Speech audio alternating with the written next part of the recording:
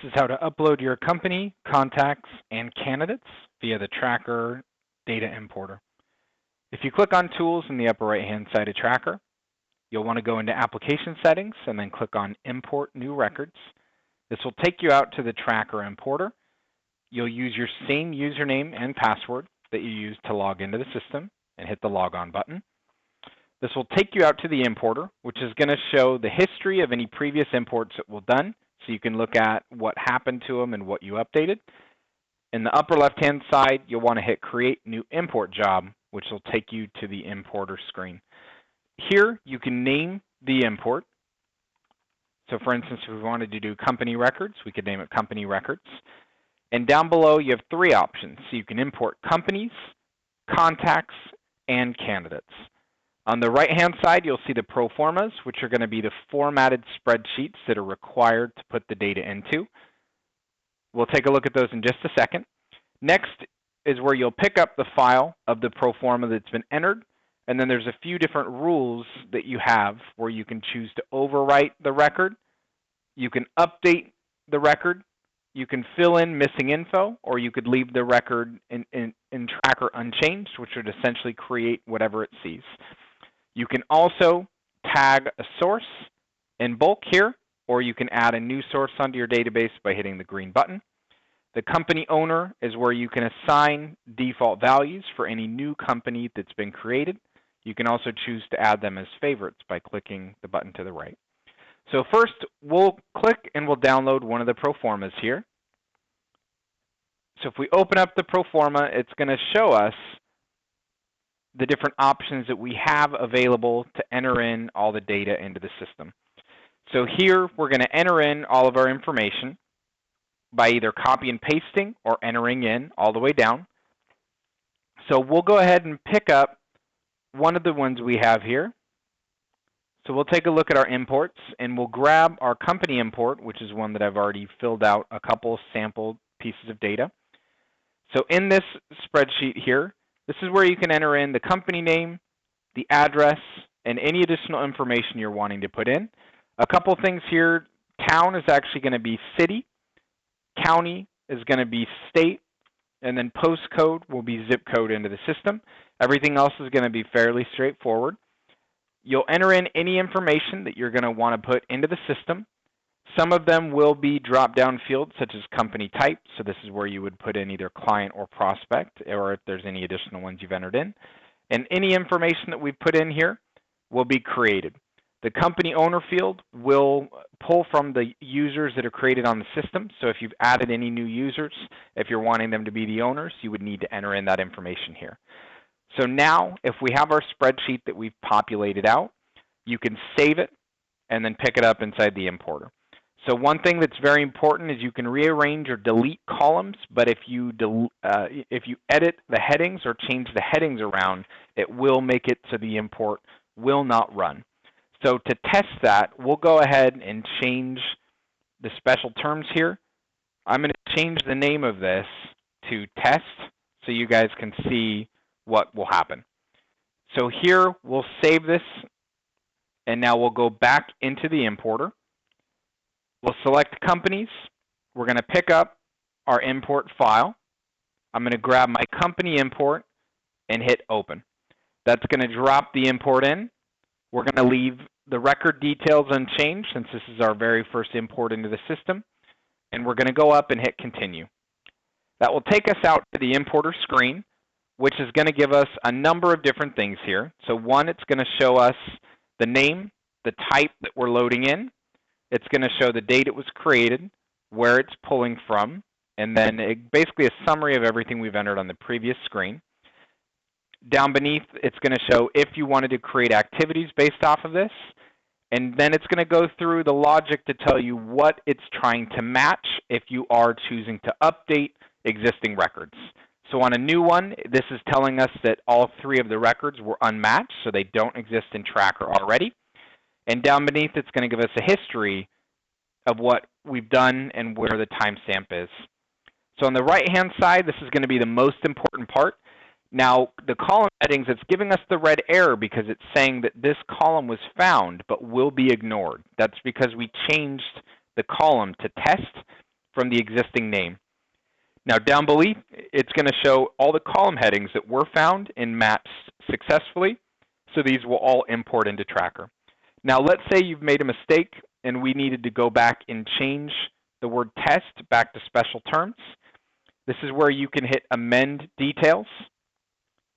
If we wanted to fix that, you could go in and take that file, reopen the one that you were working with. We could take test and change it back to special terms.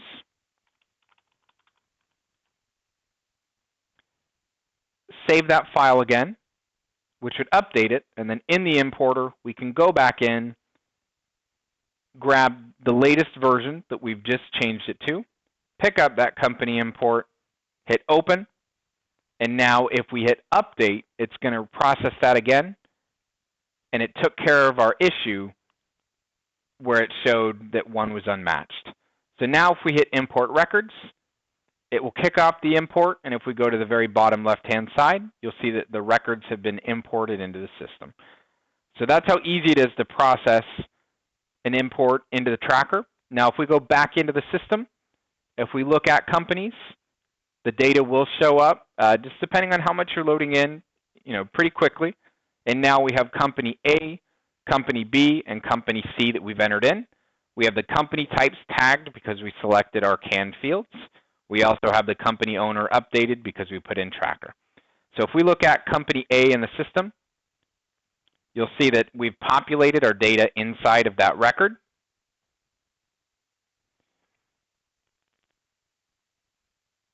And if we look at the record, we're going to have some basic information that's been populated, including the address that's been brought in directly from the pro forma. So that's how we can populate company records. Now the next one we'll take a look at is contact records in Tracker. So now that we've run this import, we can say back, and it will give me a history showing that 3 records were imported. We chose to ignore any matches on the system, and then this can be deleted by hitting the red X if we don't want to see the history of that anymore. So I'm going to create another import job, and now we're going to do contacts. So it's important that contacts are done after companies because it can match against all of the companies to tag these contacts in. So we'll go ahead and pick up a contact one that we've already done here, and we'll open that up. We'll take a look at the contact pro forma.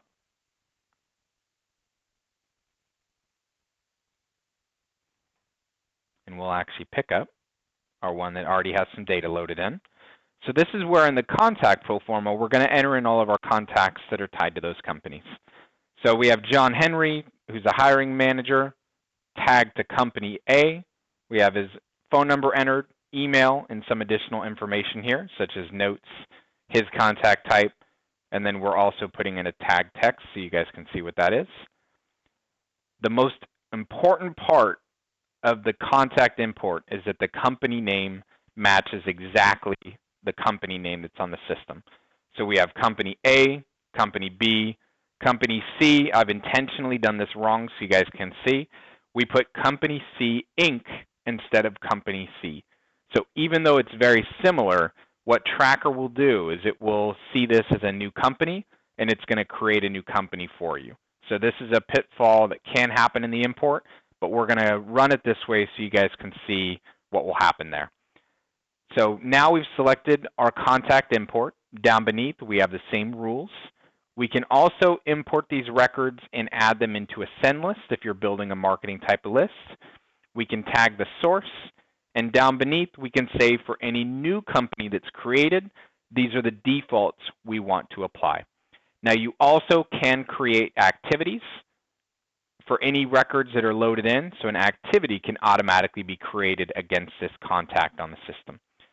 So I'm going to go up and hit continue. We're going to run this import here. And what we have is a full match on the right-hand side. So all of our contact information is required. The ones that you see bold are required, so just make sure that you have those imported. And down beneath, it's letting us know that we have 3 records for contacts that are unmatched. And down beneath, on the client record, this is where it's giving us a report showing us 2 of the records have matched on the client name. Our third did not match, so it's going to create a new contact and a new client into the system. So we'll go ahead and import this so we can see what will happen. Now, if we go back into Tracker, we can go and look at our companies again, and we'll see that these contacts can be tied back to companies, but because company C had a different name, it's now created a 4th company into our system. So if we look at company A, what it's done is it has loaded in our contact, John Henry. It's tied him as a contact for that company, and it's also created all those contacts onto the system in the contact section of Tracker. So we have our contacts that have been created in. They are tied back to the company automatically from that import. So it's critical that the company name does match, or else you can have duplicate companies created into the system. So next, we'll go and look at our last import type, which is going to be our candidates. So we'll hit back, and we'll create a new import job for candidates. We'll hit the candidate radio button, and then we will pick up our candidate import. We'll also take a look at our pro forma for candidates that has been filled in with some basic information here. So we have our first name, our last name here, which is titled surname in the importer. We have display as, which is going to show just how their name is displayed in the system. You can leave this blank if you want Tracker to just apply first, last name. Job title, as well as address going across with the same naming conventions for town to city, county to state. We also have some additional information moving to the right. Date of birth needs to be a date field, so that's one to keep an eye on. And then as we move our way right, we have lots of information that can go into the system to populate as much detail as you want. So here, we'll populate our basic candidate information by entering it in here. We'll go back into the pro forma, and we will pick up our file. We'll choose again to leave Tracker unchanged, so we're going to create everything that we see. You can add it to a send list. You can also tag it to a source, and you can create a candidate owner for any new candidates if you want to select a default. Activities can also be created here. So we'll go ahead and hit continue. On this one, we'll see our bold are going to be our required fields again. And if I scroll down, it lets me know that we are a full match for everything. So we now have a full import that has been created. We have 3 candidates that are going to be populated into the system. And all I have to do is hit import records, and it will take and import those 3 candidates. So now if I go back into Tracker and look at our candidates here, we'll see that our 3 candidates have been created directly from that import and populated into the system. The pro formas will pull from your system.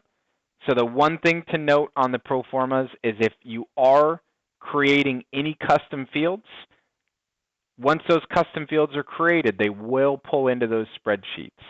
So that is one thing to keep in mind if there are any additional values that you're wanting populated into Tracker, that they can be added into a custom field, and when that pro forma is opened, you'll see that that custom field is included.